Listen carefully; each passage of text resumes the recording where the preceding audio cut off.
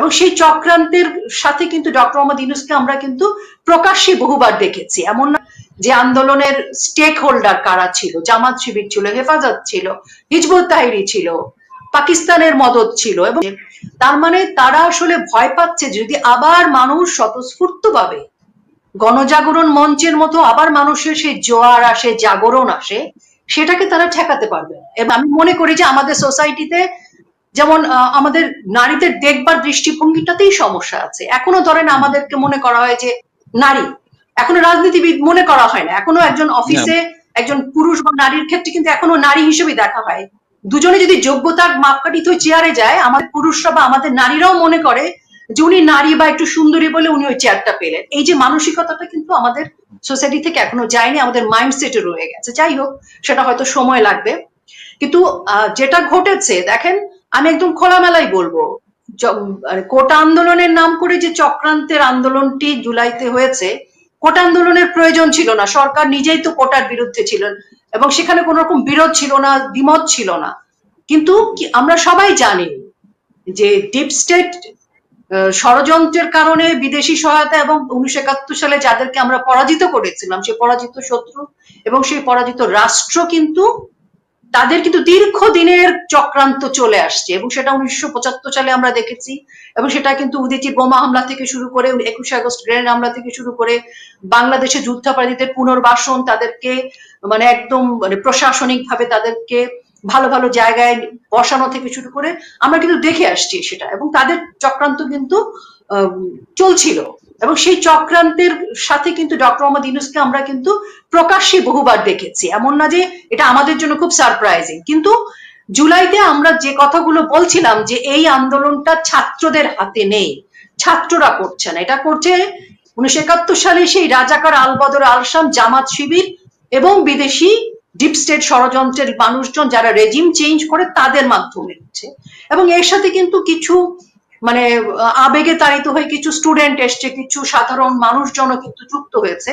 তবে বাম দলের যুক্ত হওয়াটার ক্ষেত্রে কিন্তু তখনও প্রশ্ন ছিল, এখনো সেই প্রশ্নগুলো কিন্তু আলোচিত হচ্ছে। যাই হোক, তো পরবর্তী পর্যায়ে আজকে কিন্তু জিনিসটা স্পষ্ট হয়ে গেছে। এখন কিন্তু কোনো কিছু আর অস্পষ্ট নাই যে আন্দোলনের স্টেক হোল্ডার কারা ছিল, জামাত শিবির ছিল, হেফাজত ছিল, হিজবুত তাহরির ছিল, পাকিস্তানের মদদ ছিল, এবং এগুলো আমরা সবাই এখন ওপেন সিক্রেট।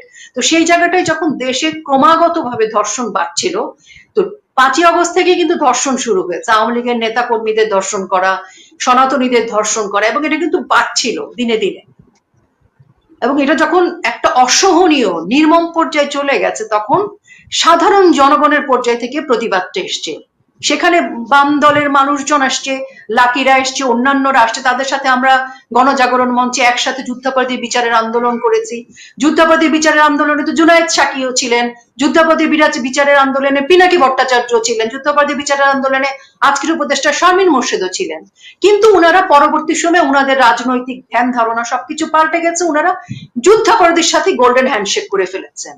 তো যাই হোক, তো তারপরে যখন সেদিন আমরা যখন দেখলাম যে ধর্ষণ বিরোধী মিছিল হচ্ছে, যমুনার দিকে যাচ্ছে স্মারকলিপি দেওয়ার জন্য, সেখানে পুলিশের আক্রমণ করার, আক্রান্ত করার কোনো প্রয়োজন ছিল না।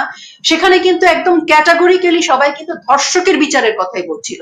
সেখানে রাষ্ট্রের কথা, প্রধান উপদেষ্টার কথা কিংবা অন্যদের কথা উচ্চারিত হয়নি।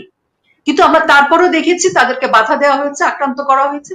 এবং পরবর্তীতে যখন আবার লাকির নেতৃত্বে বা বাম দলের লোকজনের নেতৃত্বে যখন আবার আন্দোলন হয়েছে, মিছিল হয়েছে, তখন কিন্তু আমরা দেখেছি সেই মিছিলে যৌক্তিকভাবে যে স্লোগানগুলো হয়েছে, তারপর পাল্টাপাল্টি শুরু হয়ে গেল। অর্থাৎ যে মানুষরা যারা রাত্রেবেলা no more Shahbag, no more Shahbag লাগবে না, এই যে লাকিকে গ্রেফতার করতে হবে, শাহবাগীদের ফাঁসি চাইছে, তাদের ভয়টা কোথায় আসলে? তারা তো সব সময় ভয় পায় যে যুদ্ধাপরাধীদের পক্ষে তারা, এবং আমরা দেখলাম তারা বলছে নিজামী হত্যার বিচার চায়, সাইদি হত্যার বিচার চায়। এবং এই যে তাদের ফেসবুকের পোস্ট, এই যে তারা শাহবাগীদের গ্রেফতারের কথা বলছে, ফাঁসির কথা বলছে, তার মানে তারা আসলে ভয় পাচ্ছে যদি আবার মানুষ স্বতঃস্ফূর্ত ভাবে গণজাগরণ মঞ্চের মতো আবার মানুষের সেই জোয়ার আসে, জাগরণ আসে, সেটাকে তারা ঠেকাতে পারবে। এবং তারা জানে, মানুষ বুঝে গেছে যে সেই যুদ্ধাপরাধী, সেই রাজাকার আলবদর আল শামস, সেই পাকিস্তান পন্থীরাই যারা সংবিধান পরিবর্তন করতে চায়, যারা বাংলাদেশের নাম পরিবর্তন করতে চায়, যারা নারীদের উপরে নিষ্পেষণ করছে, ফতোয়া দিচ্ছে, বয়ান দিচ্ছে, এবং তাদের তো ভয় ঢুকে গেছে যে যদি মানুষের জাগরণ ঘটে তারা তাদের কাজগুলো করতে পারবে। আর তারা কিন্তু রাষ্ট্রের মদদে পৃষ্ঠপোষকতায় তারা এই কাজগুলো কিন্তু করছে, এবং যে রাজনৈতিক দল গঠিত হয়েছে সেটিও রাষ্ট্রের পৃষ্ঠপোষকতায়, রাষ্ট্রের সম্পূর্ণ ইচ্ছা, এবং তার সাথে রাষ্ট্র বলতে আমি বুঝাচ্ছি ডক্টর মোহাম্মদ ইউনূসের যে পরিষদ, তারা প্রত্যেকের সাথে সম্পৃক্ত এবং তাদের প্রত্যেকেরই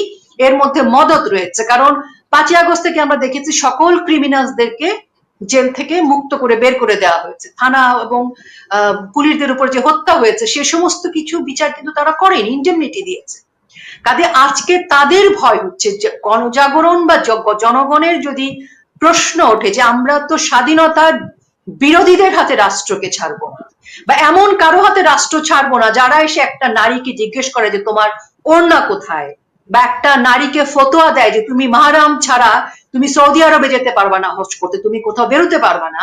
কিন্তু বাংলাদেশ তো সেই জায়গায় পৌঁছে গিয়েছিল যে বাংলাদেশের 50% নারীরা বাংলাদেশের অর্থনীতির চাকা সচল রাখার দায়িত্ব গ্রহণ করেছে, এবং সফলভাবে বাংলাদেশের নারীরা সেই জায়গাটা করতে পেরেছে। কিন্তু আজকে আমাদের মেয়েরা শিক্ষিত হয়ে স্বাবলম্বী হয়ে যখন কাজ করছে, দেশে বিদেশে কাজ করছে, বড় বড় পোস্টে কাজ করছে, তখন যদি এই ফতোয়া দেয় তারা যে নারীরা একা বেরোতে পারবে না, নারীরা ঘরে থাকবে, নারীরা কাপড় এভাবে পরতে হবে, আমার ইচ্ছা আমি কিভাবে কাপড় পরবো, আমার বোরকা পরতে ইচ্ছা হলে আমি পরবো, আমার ইচ্ছা না হলে আমি পরবো না, আমার সন্তান স্কুলে যাবে, কলেজে যাবে, চাকরি করবে, তার স্বাধীন সত্তায় সে যা ইচ্ছা তাই করবে।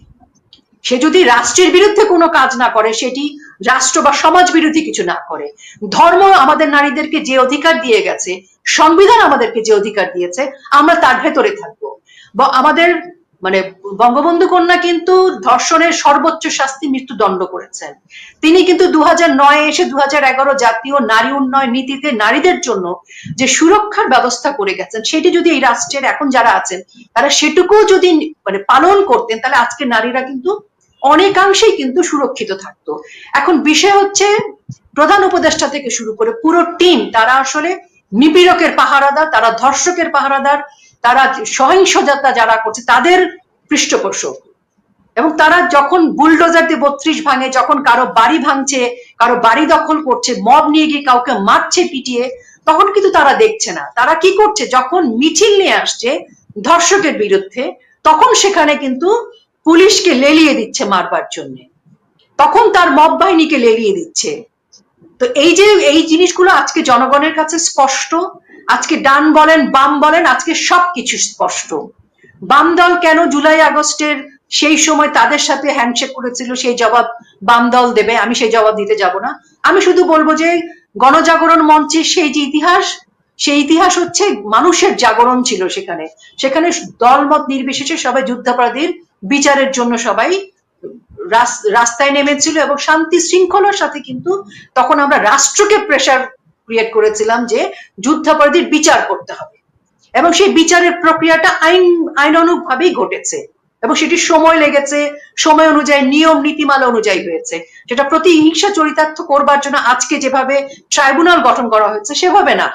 তো কাজে আমার কাছে মনে হয় যে জাতির কাছে সুস্পষ্ট, জনগণের কাছে সুস্পষ্ট। এখন জনগণ রাস্তায় নেমে যাবে, সেখানে কে আসবে কে আসবে না সেই প্রশ্ন তো সময় বলে দেবে। কিন্তু আমি মনে করি যে এই যুদ্ধ অনিবার্য, এবং এই লড়াইতে শুধু বাংলাদেশ আওয়ামী লীগ একা না, এখানে যারা বাংলাদেশের পক্ষে, স্বাধীনতার পক্ষে, বাংলাদেশের নারীদের পক্ষে, আর নারীদের বিপক্ষে কে যাবে, মুষ্টিমেয় সেই অল্প কিছু মানুষ ছাড়া। তো সেই অল্প কিছু মানুষ কিন্তু যদি আমার যদি মানে কেউ রাগও হয়, আমি রাগ হলে হবে, আমি মনে করি যে বাংলাদেশে যারা নারীর উপরে এই সহিংসতা করছে, নারীর উপরে ধর্ষণ করছে, নারীকে নিপীড়ন করছে, নারীর উপরে ফতোয়া দিচ্ছে, তারা সংখ্যায় অনেক নয়, সংখ্যায় আমরাই বেশি। আমরা সে কারণে আমরা প্রতিবাদ করলে তারা ভয় পাচ্ছে। তাদের এই ভয়ের কারণ আমরা জানি, কারণ আমরা স্বাধীনতা বিরোধীদের পর্যন্ত উৎখাত করতে চাই, সে কারণেই তারা ভয় পাচ্ছে। সে কারণেই লাকির বিরুদ্ধে তাদের স্লোগান, কারণ লাকি গণজাগরণ মঞ্চে স্লোগান কন্যা হিসেবে কাজ করেছে, এবং সেই সময় আমরা যাদেরকে পেয়েছি তাদের প্রত্যেকের বিরুদ্ধে যদি তাদের এত ক্ষোভ থাকে, আমার তো মনে হয় প্রথম যাকে ফাঁসি দেওয়া উচিত, প্রথম যাকে গ্রেফতার করা উচিত তিনি শারমিন মোর্শেদ, জুনায়েদ সাকি, পিনাকি ভট্টাচার্য থেকে শুরু করে এরকম অনেক আছে। তো তাদেরকে গ্রেফতার করুক, আর কতজনকে গ্রেফতার করবে? কোটি মানুষের দেশ বাংলাদেশ, 10 কোটি গ্রেফতার করবে, 10 কোটি ফাঁসি দিবে? ডক্টর মোহাম্মদ ইউনূসের এত ক্ষমতা নেই, তিনি পারবেন না। তিনি মব দিয়ে আজকে আমার মুখ বন্ধ করতে পারবে, আপনাদের মুখ বন্ধ করতে পারবে, লাকির মুখ বন্ধ করতে পারবে, কিন্তু কতজন, কতদিন? 1971 সালে তো পারিনি। কাজে ভয় পাওয়ার কিছু নেই, ভয় পাওয়ার দিন শেষ। আমি মনে করি এখন সবাইকে মিলে নামতে হবে, আর ভয়ের কিছু নেই। মব মব যে মব ভায়োলেন্সের যারা ক্রিয়েটর, মব ভায়োলেন্সের যারা গডফাদার, এখন জনগণ জবাব দেওয়া শুরু করেছে গ্রামে গঞ্জে। আমরাও যদি শুরু করি, কতজন থাকবে? একেবারে তো সঙ্গে থাকুন। কাজেই আমি মনে করি যে আমরা, আমাদের সময় এসে গেছে পথে নামবার।